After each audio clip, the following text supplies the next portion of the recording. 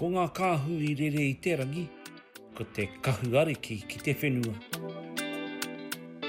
Pēnei ngā kapa o te whenua moi moi ā, ko te hononga ki te tua kiritanga o te ao Māori, I a rātau e anga whakamua ana ki te rea ngā tuawhā, tuari marane. I guess just having spaces, bro, to be Māori is the real struggle for us, eh? Before I met Dre Ngāti and was introduced to this space, I was, 10 years by myself, bro. Not knowing where to go as Māori, not having a space to be Māori. And then it wasn't, until 10 years of living here that I found Dre Ngāti.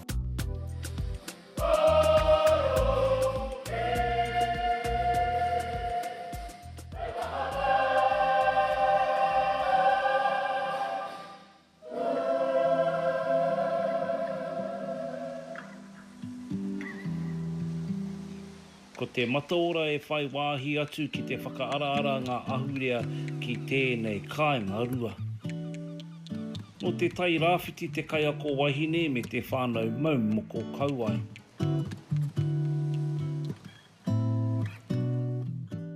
Yeah, well, that's right. I think just the resurgence, and I think too, everyone's just so proud to be Māori here that I think it's just that extra little push. And look, hey, it's so easy to wear moko kanohi here.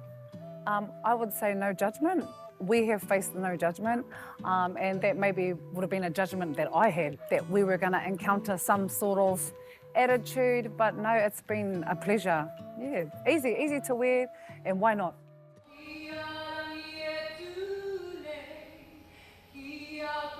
Mai noa ngā kaiako e mau I te moko kanohi, ara noa ngā kaupapa tikanga me te kapahaka.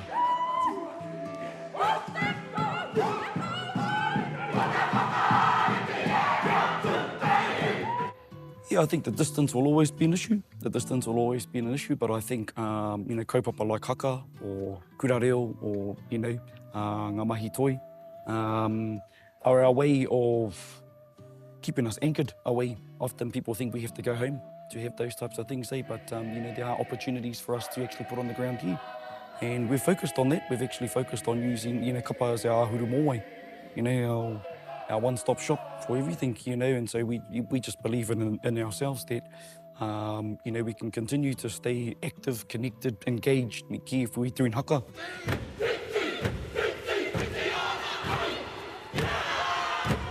Engari, ohorere te wairua o te iwi noho ki Piripane me te tai kaura.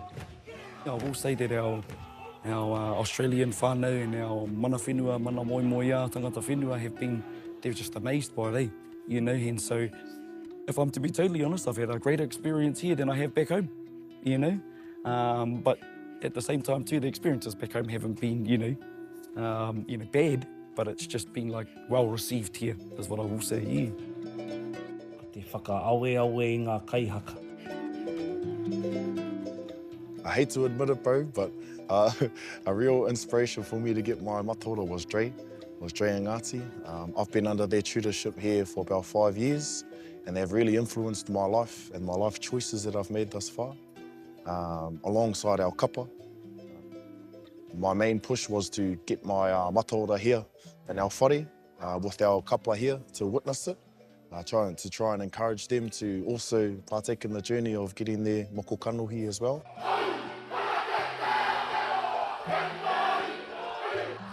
Nei rā te tū whakawā I moi te whānau.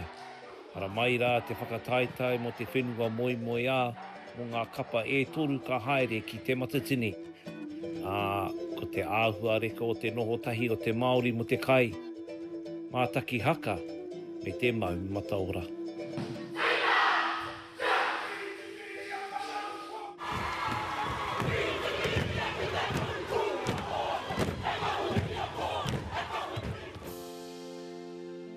Ia te Māori e pāreka-reka ana ki te noho tahi kaitahi me te mātaki haka. Moko kanohi, moko kauai e whakairo ana ki te mata o te whenua hō. My younger years, I grew up in Te Ao Māori with my grandparents on the marae, pohanga reo kura, kaupapa whare kura. at the age of 12, we kind of transitioned over to the church and kind of washed the Māori away, you know. About 6 years ago now, I separated from the church and I went home during COVID and found myself again. Found a new me. But through that, like my mum has her kauai, my sister has her kauai.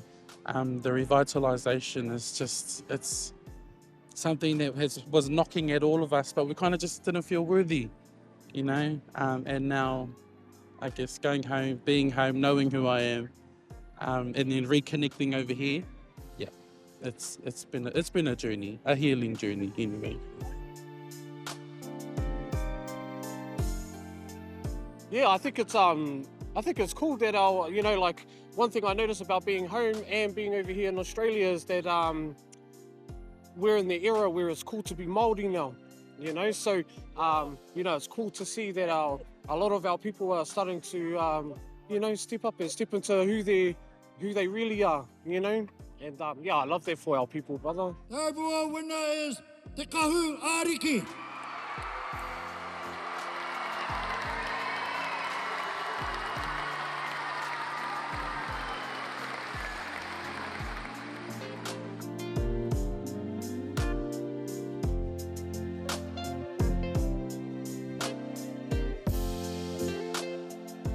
Tākou te whiwhi? Ai, mi haro rawa. He kapa noko nei, me ki, no te whenua ariki. I roto i tā mātou nei haerenga i tēnei tau, te reo, te tuatahi, and ara ngā hua.